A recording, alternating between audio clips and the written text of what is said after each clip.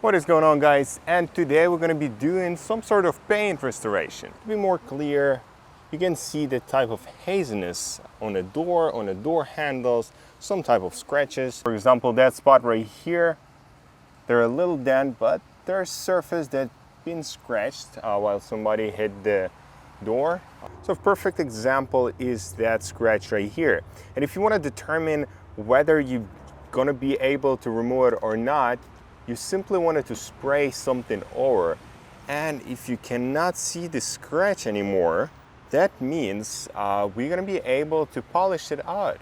So let's get over to the polish and talk about the polish a little bit. I'm gonna tell you what I'm gonna be using and how we're gonna be using it. So there's not gonna be much choice in terms of compound or polish. What is the difference between compound and polish? Compound have greater ability in terms of removing the unwanted material. In our case, this is paint. And a polish have less power in terms of removing that material. So as you can see, I have Maguire. They call it a 105, 205. Start with the 105, which is have extra heavy cut on the scale from 0 to 12. It's on 12. So this one gonna remove as much material as it possible. Let's compare it as it 5,000 grit sandpaper.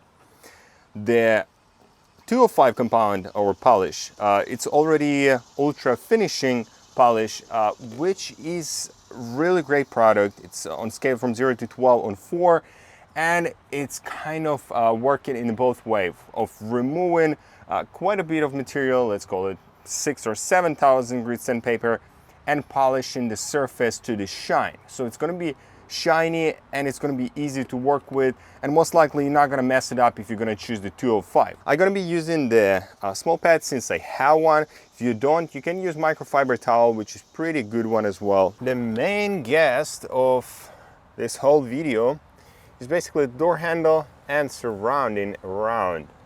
Especially this corner right here, it's really showing up a lot. There's lots of scratches underneath the door handle. This type of style of door handle is pretty nice since it covers that underneath the niche for the hand. I'm not quite desperate in terms of that area, but we're still gonna fix it, and that's gonna be pretty nice because we have a whole bunch of scratches in there, and the easiest way is gonna be to sand it down a little bit and then polish it. Let's start with the handle itself.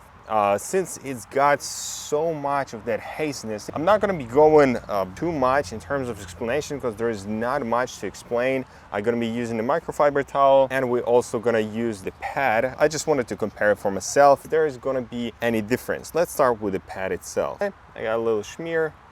I'm going to massage the area we're going to be working with. I'm basically doing the circular motion and just go from the side to the side. I change in the perspective from time to time. So look at the pattern, which just goes somehow this way, and then it goes this direction. So you kind of crisscross it, whatever. You know what I'm talking about. Keep grinding, and I'll see you in a second. Let's wipe it down and see the results. OMG. Now it's sparkling a lot, but I'm still not really satisfied, especially at the top right there. There's a little bit of that haziness, couple deeper scratches. I'm still gonna use the microfiber towel on the rougher side compared to the wool side. This time I'm gonna be using the 205. It's gonna get us a little bit more shine compared the 105. So I'm gonna have even better result after all.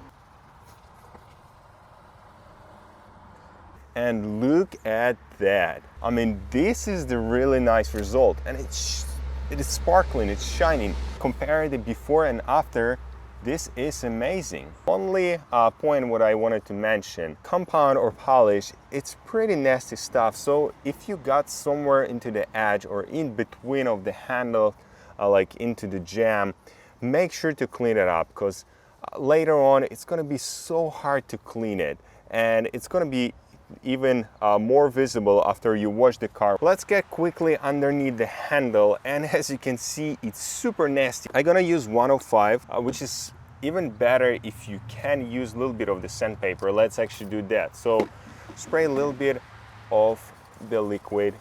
You use the 3000 sandpaper. And from perspective, after the sanding, already look much better than before. But in comparison, there's lots of scratches. I'm gonna be using quite a lot of compound and not quite discussed in terms of how messy it's gonna be underneath. We're gonna be able to clean it. Right now, I'm more in terms of the result.